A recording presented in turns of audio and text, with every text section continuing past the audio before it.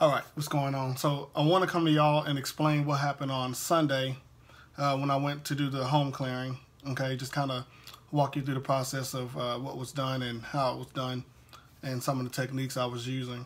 So usually when you do a home clearing, you can do it mostly with sage. You know, you can go through sage your home, cast out anything that's in your home, just using basic sage, okay? The reason why I did it this way was to give mostly a visual of what was in the home, where it was, and to show how it could be removed, okay? So let's go over why I used the dowsing rods, the copper dowsing rods. Okay, the dowsing rods, what I like about them is that it shows exactly the position of where that negative entity is located. So if you have a negative entity or shadow people, some people call them, running around your home, or a few of them, you can actually locate exactly where the negative entity is. Now, dowsing rods don't work for everyone, okay? I just want to put that out. So you can try to use them, and then you say, man, they're not working. So they just don't work for everybody. So don't be upset or feel like something is wrong with you if they don't work for you. The dowsing rods act as like a pendulum, so to speak, a pendulum when you're using them. But the fact that they can point and move in directions, this is what I like about them, okay? You still can get yes or no answers from them, and I'll do a class on the dowsing rods separately, but this is why I like to use them specifically when clearing. If someone feels like there is something in the home, that they feel there's some presence or someone negative in the home, like a negative spirit, like a bad spirit, or someone who's passed on that's like roaming in the home causing harm, especially to the children. So another thing I like when I was using them, when I was clearing the home, if I needed to know how many, you know, I can ask how many. And when I ask, I'm talking to my higher self, right? So my higher self is the person that's guiding me. I always recommend people, you know, talk to your higher self more. And people say, you talk to yourself a lot. Yes, I do. I talk to myself a lot because I'm talking to my higher self a lot. And I have conversations with my higher self. Sounds weird, sounds a little crazy. But the more you do it, when you use your pendulum or you use your dowsing rods, or you're trying to get advice, you know, when you're having dreams, when you're trying to get your metaphysical gifts to push through, they come through easier because your higher self, you're connecting with your higher self more, so your gifts come through faster. So just a little tip about your higher self. Connect with your higher self more. Don't seem like it's crazy. It works, okay?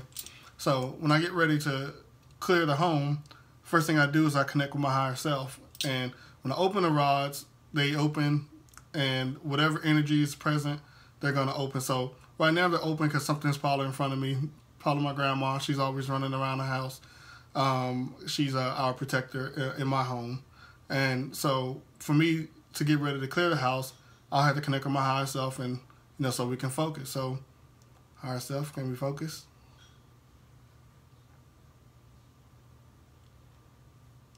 Okay, so as I tell my higher self to focus, you notice the rod closes in and they're equal. So what's happening is my higher self is now ready for me to, you know, give our next command of what we're going to do next. So that means the rods are no longer tracking on the energy that's in front of me, but the rods are now focused on between me and my higher self, ready to do whatever work we plan on doing next. Thank you. And I always thank my higher self for, you know, guiding me in what I'm doing. So when I was in the home, you know, one of the first things I wanted to do was ask how many negative entities was in the home. And then if you see me hold it up, I was waiting for, sometimes, you know, just like a pendulum, it takes time. I was waiting for the spin. So it'll spin counterclockwise for negative entities. And then it spins, I think, 2 times, right? And then I put it back in place. And then I use it as a pendulum for a yes or no answer. I confirm, was it 2 negative entities? And then I got a side to side like this movement. And for me, for my dowsing rods, that means yes. So, okay, we confirm it was 2. Because when I held it up, it spin counterclockwise 2 times. Confirm yes when I asked, is it 2 negative entities? And then you see me ask, okay, take me to the first negative entity, okay? So what happens is it points, it starts turning, right? So I wait until it starts to move, right?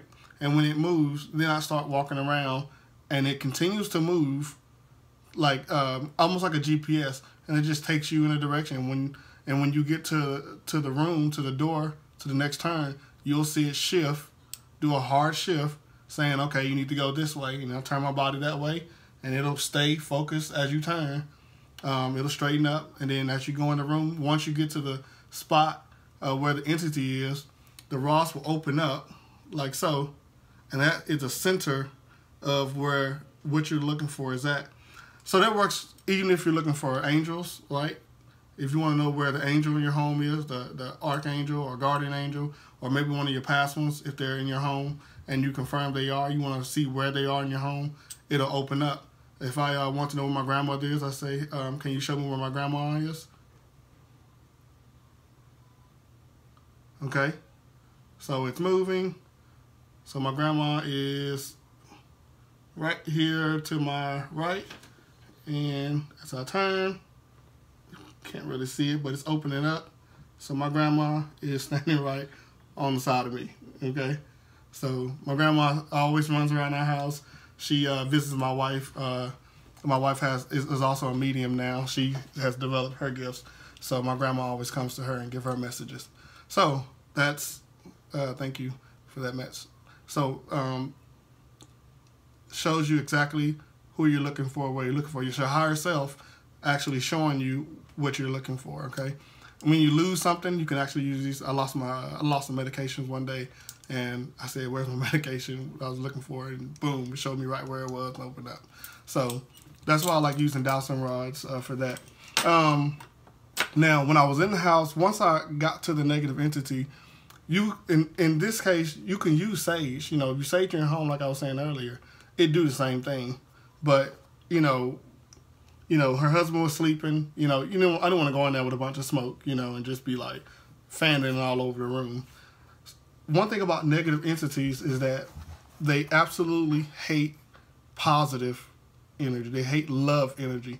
If anything they hate is love energy and light energy. So a negative entity will jump on someone that has a lot of negativity on them.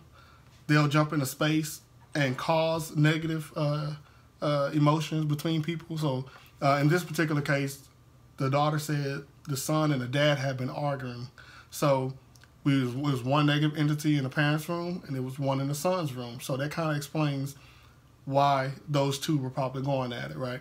And that's what they do. They come in, they cause problems, and then they step away and just kind of sit back and watch the show. They feed off of that negativity. And the only way that they can be removed is by love and light energy. And sometimes, you've heard you can't always fight fire with fire. Sometimes you have to fight fire with love. And some people say, well, that's weak, Sometimes you can fight fire with fire, but sometimes, in some cases, especially in this one, love and light energy gets rid of these, entities. And then you have to sentence them to where they have to go, which I'm going to explain in a second. So the reason why I like to use my selenite wand, right, even though I use this for a lot of different purposes, but in this case, for cleansing, I also use my selenite wand because selenite crystal provides light, okay? It's good for the third eye and the crown chakra. It connects you straight to the divine, to the creator, to your higher self. And so because it channels light energy, it's perfect for getting rid of negative entities. They don't like love and light. So when I use it on them, it's going to push them away. It's going to scare them away, and I can sentence them to where they need to go. So the two places I sentence them to, right, is I either sentence them to the sun source, which is basically jail for spirits, or I sentence them to the creator, or what some people may refer to as God, but in this sense, it's more so the creator of the universe. And they go to the creator for judgment to see whether the creator is going to sentence them for judgment or send them on a new path, or maybe change their, direction, whatever. And so how do I know which to send them to? Whether I send them to the sun source, or do I send them to the creator for judgment? I asked. So what happens is, before I do it, I say, this entity, do I send this entity to the sun source? And then sometimes I'll get a no. Okay, so if I get a no, kind of already know I should send it to the creator for judgment, but I'll ask just to make sure. Should I send this negative entity to the creator for judgment? And then I get a yes. Okay, like that. Now, sometimes when I'm using my selenite wand to cleanse off of people, right? Because people can have negative entities attached to them. If you're a negative person, if you're always thinking negative, they love you. They will jump on you. They'll be on somebody else, and they'll walk right past you and be like, oh, that person's more negative than the person I'm on. Jump right off, jump on you. And you can have multiple. You can have like 5 or 6. Sometimes you can have more than that.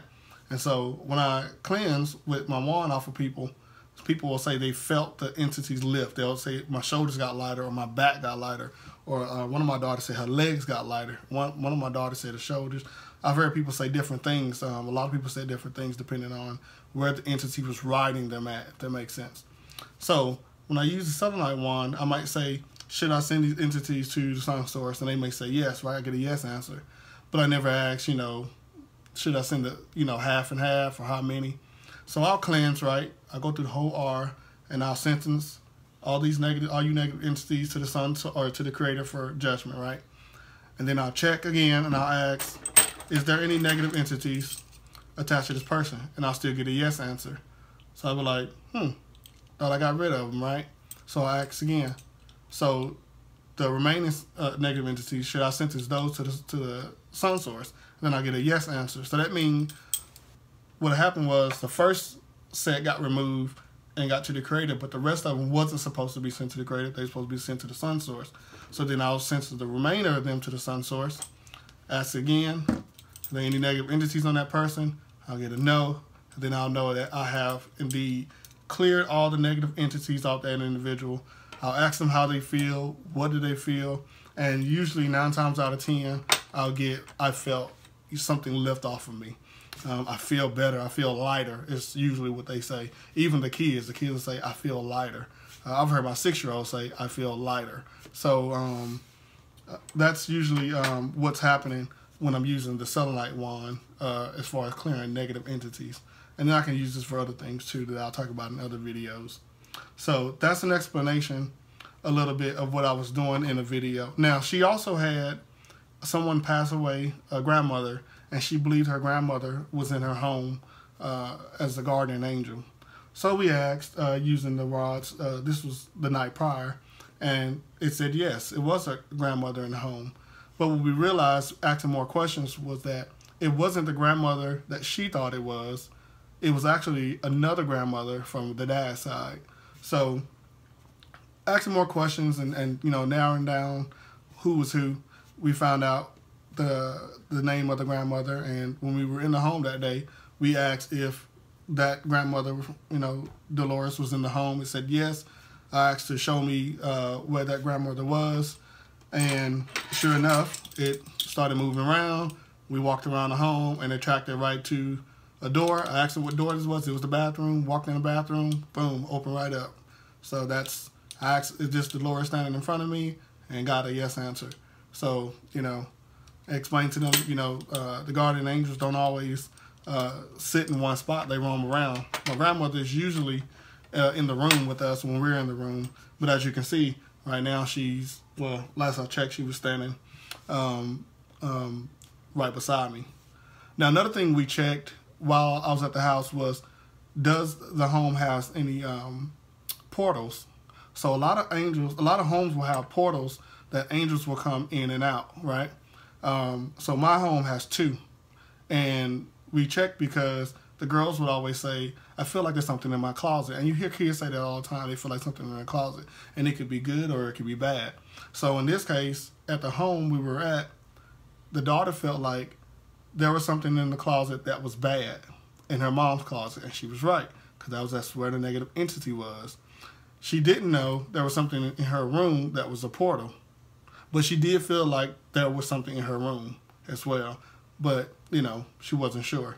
So I asked to see, was there a portal in the room, in the home, where angels come in and out.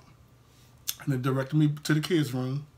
and it directed me right to the window between both of their beds, right in the center, both of their beds. So I said, you know, this is where the angels come in and out.